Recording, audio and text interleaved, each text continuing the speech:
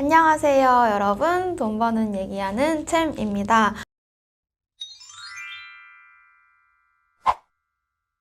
오늘은 예적금 말고 뭐 없나? 사탄입니다. 오늘은 이제 P2P 상품에 대한 말씀을 드릴 거예요. 이 P2P 상품 뭐 SNS나 인터넷에 뭐 연 15%, 뭐 20% 가까이 주는 데도 있죠. 15% 준다라고 하면서 투자자들을 굉장히 많이 꼬셨던 상품이고, 실제로 저도 투자를 해봤고, 이 영상 보시는 많은 분들도 투자를 해보시거나 하고 싶으실 것 같은데, 이 P2P 상품이라는 거에 대해서 다른 영상들과 마찬가지로 개념이 어떤 건지 일단 우리가 알고 투자를 해야 되잖아요. 그래서 개념을 일단 우선 말씀을 드릴 거고, P2P는 특히 일반 분들이 알기 어려운 뭐 부동산 관련된 용어들도 되게 많고요. 그리고 업체들도 굉장히 많습니다. 그래서 이 플랫폼 업체들 그리고 상품 종류들을 어떤 기준으로 보고 괜찮은 P2P 상품을 어떻게 고를 수 있는지 마찬가지로 실전편 영상을 통해서 전달을 드리려고 해요. 우선 오늘은 이제 P2P 상품이 어떤 개념인지 먼저 개념을 말씀을 드리고, 조금 투자할 때 전반적으로 주의하셔야 할 내용들을 정리해서 말씀을 드리도록 하겠습니다. 우선 P2P 상품이 뭔지 정의를 말씀을 드리면, 아마 이제 이전 편 채권에 대해서 영상을 보신 분들은 쉽게 이해를 하실 수 있을 것 같아요. P2P는 피어 투 피어의 약자인데요. 우리가 채권 영상에서 제가 채권이 어떤 의미인지 말씀을 드릴 때, 채권이라는 건 여러분들이 돈이 필요하면, 집을 산다라고 할 때 큰 돈이 필요하면 은행에서 대출을 하시듯이 채권이라는 거는 국가나 회사가 큰 돈이 필요해서 돈을 빌릴 때 은행에서 빌리는 게 아니라 제3자한테 혹은 어떤 회사, 제3의 다른 회사에서 돈을 빌릴 때 돈을 빌리는 대신 그 증표로 종이 조각에, 채권이라는 종이 조각에 뭐 연이율 몇 프로, 몇 년 있다 돈 갚을 거야, 이런 내용을 적어서 그 돈을 빌려준 사람한테 주게 되고요. 요때 이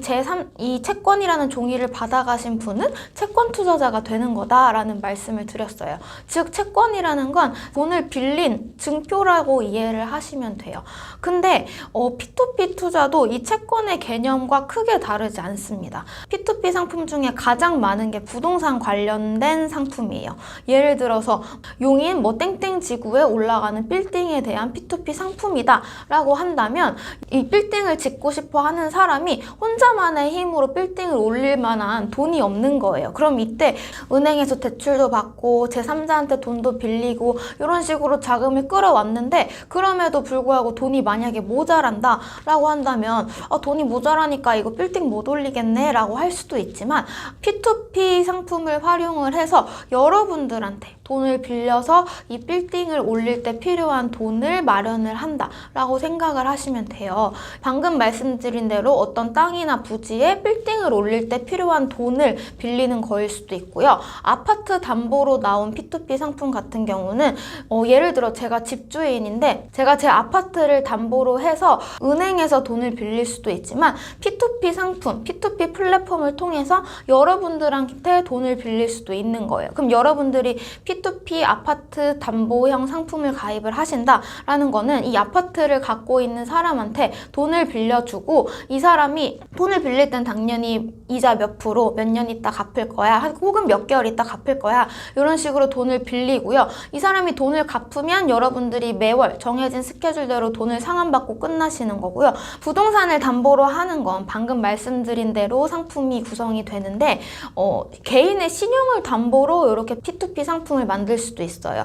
직장인분들 직장을 다니시고 신용이 되시니까 은행 가서 마이너스 통장을 뚫는다던가 신용대출을 받으실 수 있는 건데, 요거를 은행에서 돈을 빌리는 게 아니라 내 신용, 난 직장인이고 건실하게 살고 있고 이렇게 현금 흐름이 매달 들어오니까 나의 이 신용을 믿고 돈을 빌려줘 라고 상품을 만들어 놓은 게 P2P 상품 중에 신용 상품들이에요. 대표적인 게 뭐 트렌치 A, 트렌치 B 이런 식의 이름을 들어보셨을 것 같은데, 이런 상품들이 여기에 해당한다 라고 생각을 하시면 됩니다. 그러면 이제 상품의 종류랑 어떤 개념인지를 말씀을 드렸는데, 정리해서 말하면 여러분들이 부동산 P2P를 가입을 하시면서 돈을 납입을 하신다라는 거는 그 부동산 프로젝트 혹은 그 아파트를 담보로 잡고 있는 집주인한테 돈을 빌려주시는 개념이에요. 그리고 돈을 빌려주고 약정한 이자를 받게 되고 처음에 가입할 때 만기를 정하게 됩니다. 뭐 6개월, 1년, 1년 6개월, 2년 이런 식으로 이 시기가 지나고 내가 빌려준 원금을 갚게끔 약속을 하는 거죠. 여러분들 은행 대출 하실 때 대출 금리와 만기 결정하는 것과 똑같은 구조다. 근데 여러분들이 이번엔 은행 입장이 돼서 돈을 빌려주는 개념이다 라고 생각을 하시면 돼요.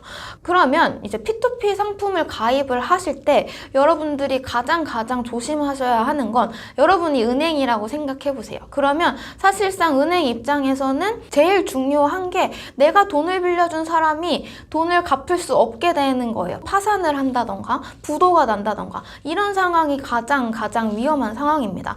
따라서 P2P 상품도 마찬가지로 가입하실 때 그 내가 돈을 빌려준 주체, 개인일 수도 있고요. 아니면 땅에다가 건물을 짓는 그 프로젝트일 수도 있는 거죠. 그 프로젝트나 개인이 내 돈을 안 갚고 날릴 수 있는 가능성이 있냐, 망할 수 있는, 파산할 수 있는 가능성이 있냐, 요거를 가장 중요하게 생각을 하셔야 하는 것 같아요.